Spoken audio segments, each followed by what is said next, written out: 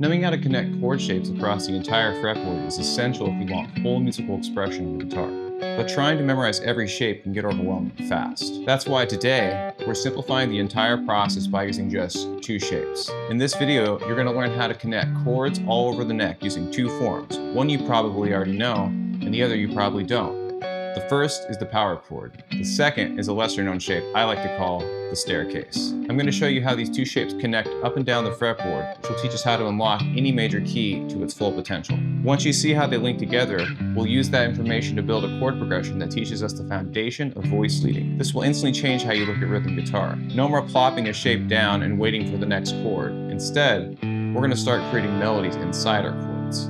Let's start with the key of D. So in the key of D, we're going to start on the 10th fret and play a power chord. And then from there, we're going to take our pinky and place it on that same D, our 3rd finger on the 5th string, 9th fret, and our 1st finger on the 4th string, 7th fret, all right?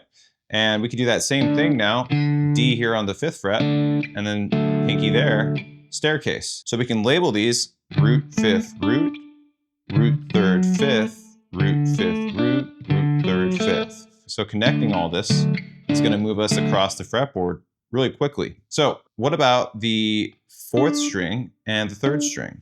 We can do this, but we got this thing called the offset, right? So any shape that goes now 3rd string to 2nd string, it needs to be offset by 1 fret up. So we take the power chord on the 4th string, 12th fret, and normally it'd be played like this. But now we have to move this up 1 fret. And if we were to do the same thing on the 3rd string, this D here on the 7th fret, we would have our power chord. Not quite it, so we move this up 1 fret. The 5th and the root still have that same relationship, same fret, a string apart, right? And now if we look at this other one and we do the staircase idea, oops, that doesn't work, so we have to move this one half step up. Now we have power chord, staircase. How about this one? Nope, not it. So we gotta move this a half step up, the other finger follows, because now the 2nd and 1st string, that's business as usual. Meaning if you had like a staircase, like an imaginary one, let's say on this D right here, and go to the imaginary string, which would be off the fretboard right now, we would have a staircase. So that distance is still always gonna be the same, root 3rd, when moving between all the strings except the 2nd and 3rd string. So we put it all together, we have this.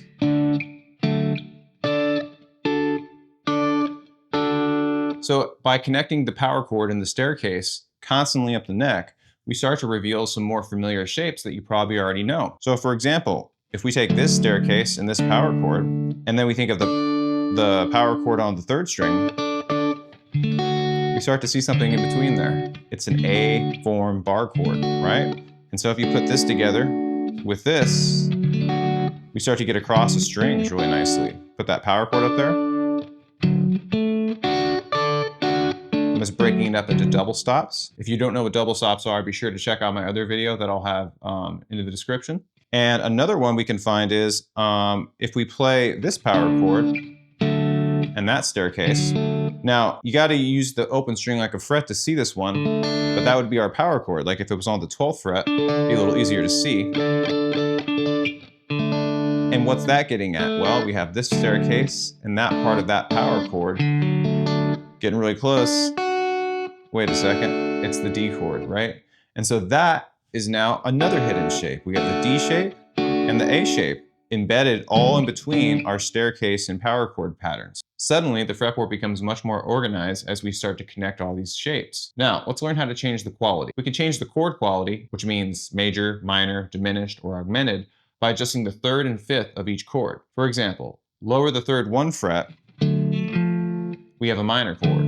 Lower the 3rd and 5th 1 fret, we have a diminished chord. Let's try the same thing on strings 1 through 3. Major, minor, diminished, minor, major. And from the major chord, if we raise the 5th a half step, we get an augmented chord. So you can see how these small adjustments unlock every chord from one simple structure. To get comfortable with these concepts, we need repetition to get these shapes in our playing. Most players never practice this shape, which is why moving it up and down different string sets is so helpful. To get comfortable with these concepts, we need to repeat this chord shape up and down the neck.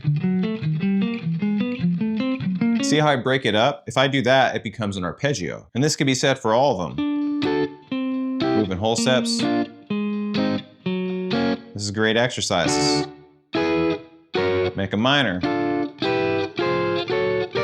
Now, this doesn't sound that musical, of course, but it does get the job done. But let's say we want to make it a little more interesting. We want to actually play through a key like this.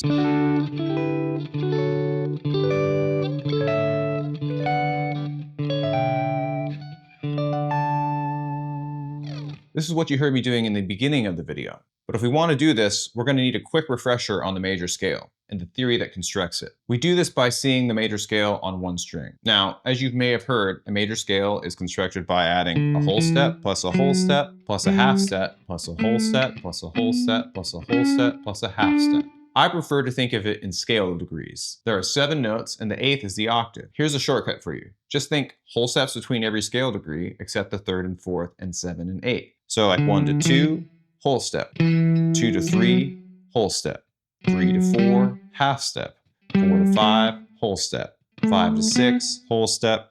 6 to 7, whole step. And 7 to 1, half step. This is true for any string you're on. And the chords built off these different scale degrees are as follows. So 1, 4, 5 are major, 2, 3, 6 are minor, and the 7 is diminished. I know this is a lot of information to cram in really quick, but I promise it's about to click. Now, let's start on the 5th string with the staircase and build out the key of D. 1, major, 2, minor, 3, minor, 4, major, 5, major, 6 minor, 7 diminished, 1 major.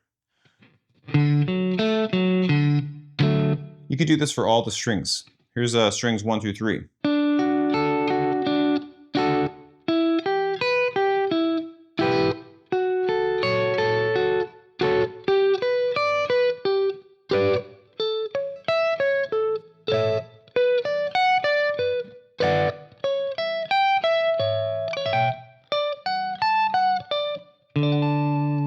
Now what if we start on 1 here and go down?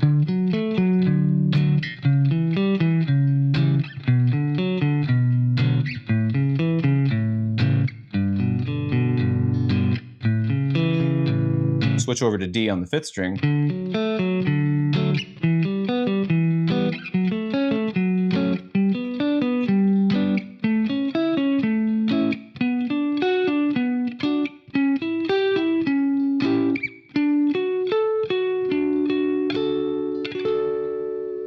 And then the 4th string.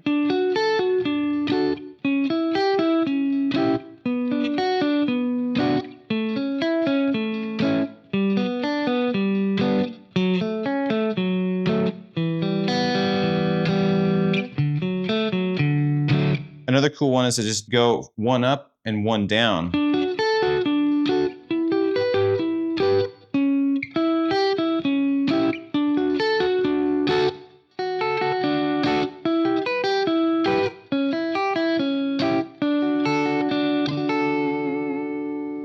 Now that we can apply this to an entire major key, let's make a chord progression. I mentioned voice leading earlier. So voice leading is when the top note is leading to the next top note in a way that's intentional. Let's take the progression 1, 6, 5, 4.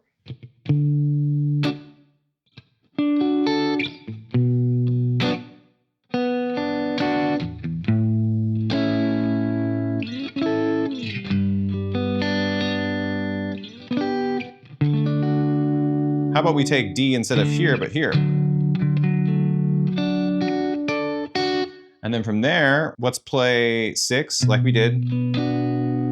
Staircase, right? But look at the 5.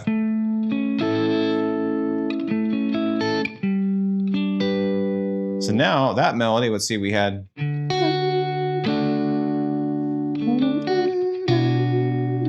common tone. We just kept that note there, right? And then we went.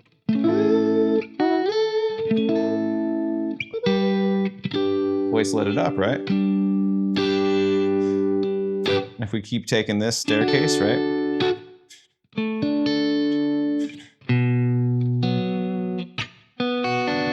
Staircase again, right?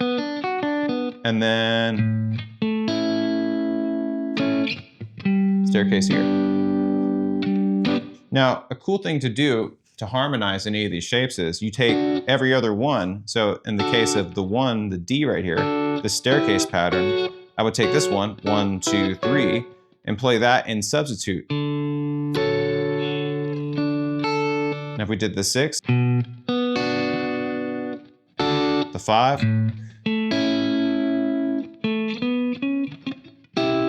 it's our 7 right there, right?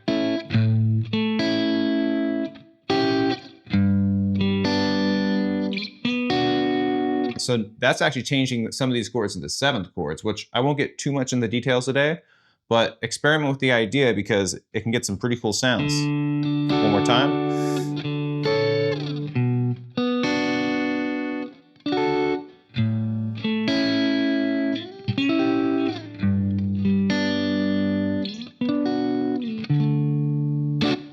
And one more cool thing for you is, so we take this, right, the staircase, this A shape, and then this power chord, the double stops I showed you earlier, right? Up to 3 major. Again, 3 is normally minor. 4 major. 4 minor.